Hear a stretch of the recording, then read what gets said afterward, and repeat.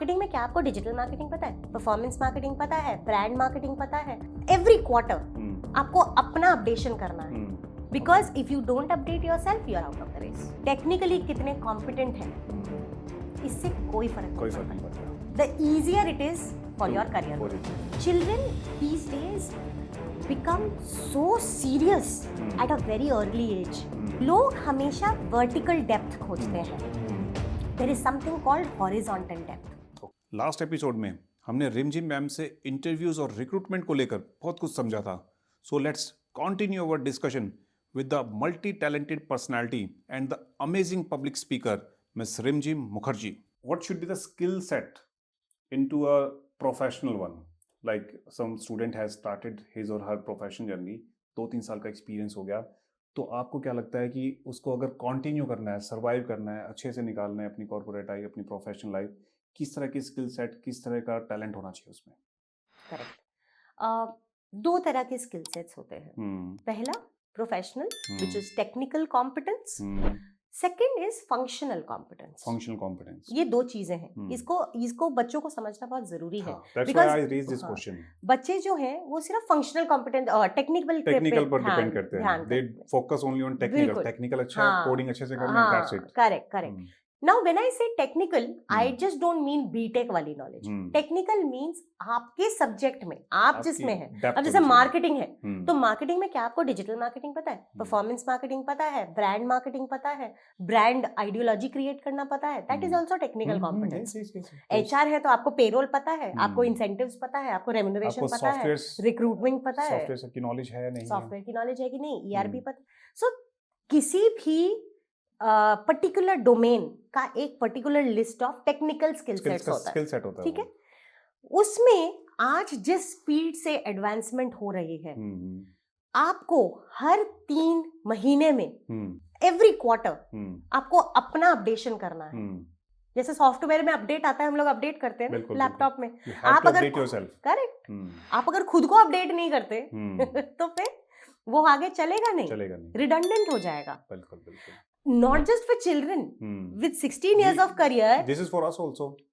हमें भी अपने आप को अपडेट करना है. बिल्कुल. With 16 years of career, I know people who are 30 years of career, 40 years of career, they are updating themselves. Because if you don't update yourself, you are out of the race. As simple as that. You were saying about functional skill set. Correct.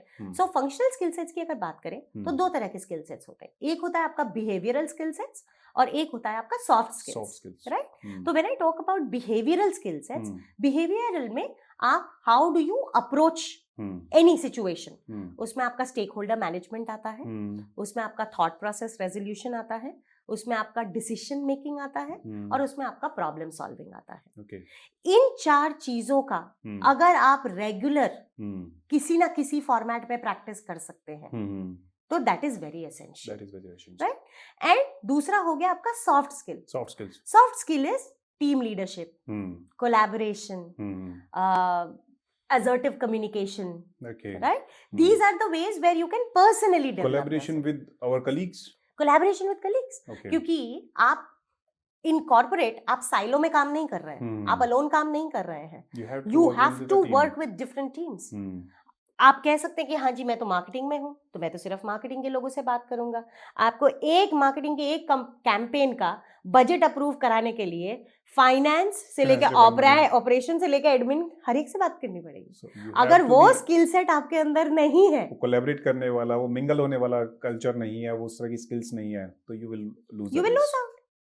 So that is why these are the softer skills. इसके बारे में कोई बात नहीं करता ही नहीं है. सब लोग बात करते हैं कि टेक्निकल, अच्छा डिजिटल मार्केटिंग में जा रहे हो, डिजिटल आती है कि सब लोग टेक्निकल सोचते हैं. That's why I specially asked this question. Correct. कि इंडस्ट्री में सरवाइव करने के लिए टेक्निकल स्किल्स के अलावा और क्या-क्या चाहिए? I'll tell you one thing. After 15 years, आप टेक्निकली कितने कॉम्पिटेंट हैं इससे कोई फर्क नहीं पड़ता. आपका पीपल मैनेजमेंट कितना अच्छा है, सब उस पर डिपेंड करता है. Because after 15 or 16 you jumped into the management. Administration में आ जाते हैं. You are getting into senior leadership positions. Technical roles में रहते ही नहीं है. बिल्कुल. आप सीनियर मैनेजर में चले जा रहे हैं, डायरेक्टोरियल पोजीशंस पे चले जा रहे हैं, वाइस प्रेसिडेंट, हाँ बिल्कुल, उन सब पोजीशंस पे जा रहे हैं आप. तो उन सब पोजीशंस में आपका technical competence is not going to matter. Why? Because you have juniors who are there for they that. are performing those duties. Correct.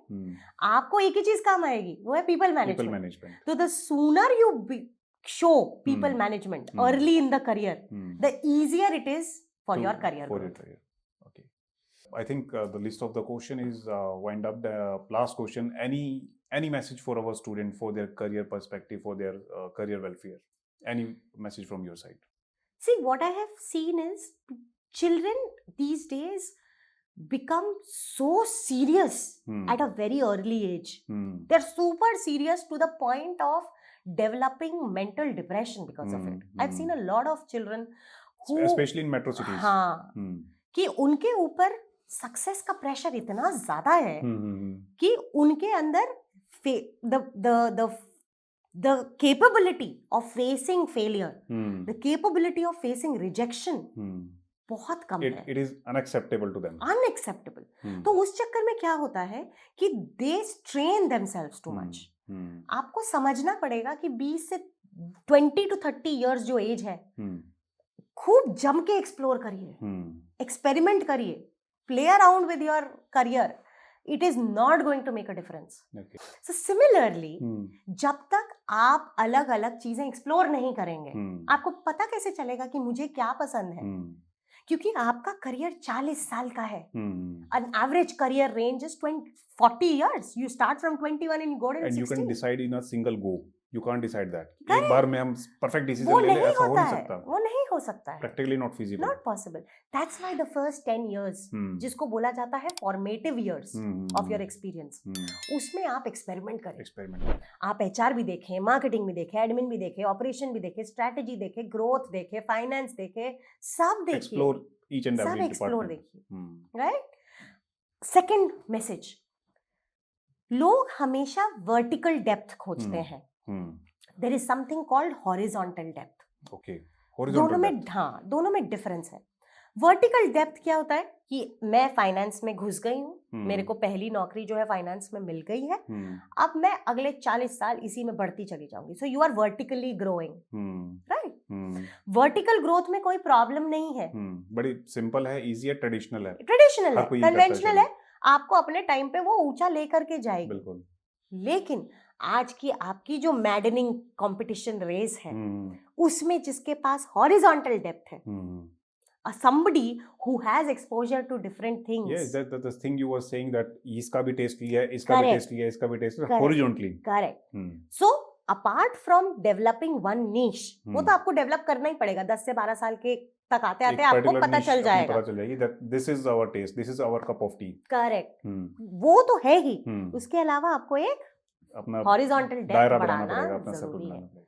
So that as a leader, आप अगर देखें जो सीईओ होता है कंपनी का, वो सीईओ ये नहीं कह सकता कि भाई मुझे तो फाइनेंस समझ नहीं आता, मैं तो फाइनेंस का बंदा नहीं हूँ, मुझे तो नहीं समझ में आता. वो ये नहीं कह सकता है. एक वर्ड है इसके लिए, jack of all trades. Jack of all trades. Jack of all trades. तब जाकर के आपको पता चलेगा, तब जाकर के आपको समझ में आएगा कि एट द टॉप लीडरशिप पहुंचना और वहां पहुंच के एग्जीक्यूशन कितना जरूरी होता है, कितना क्रिटिकल होता है. That will only happen when you have lot of knowledge about the other functioning areas. हर चीज को एक्सप्लोर करें. हर चीज को एक्सप्लोर करें. Experiment. Do not take it so seriously. So I think we have wind up with all the questions, and thank you so much for answering all the questions so beautifully. I think the perspective, the idea, the objective behind conducting this podcast has been fulfilled for our students. So thank you so much for giving the time. Thank you. Thank you so much again for inviting me. This is a passion which is very, very close to my heart, and you are doing a fabulous job, Mohit. I really appreciate that despite having a job, you are doing this. You are educating so many children and inspiring so many lives. Best wishes to you and best of luck to you in continuing to bring that change in children. My pleasure. Thank you. Thank you. So this was all the stuff related to recruitments and placements. If you still have more doubt or any query, you can comment on this video or you can directly reach me at my Insta profile. And don't forget to like and share the video and subscribe the channel for more such videos. This is Mohit Bansal signing out. Thank you so much.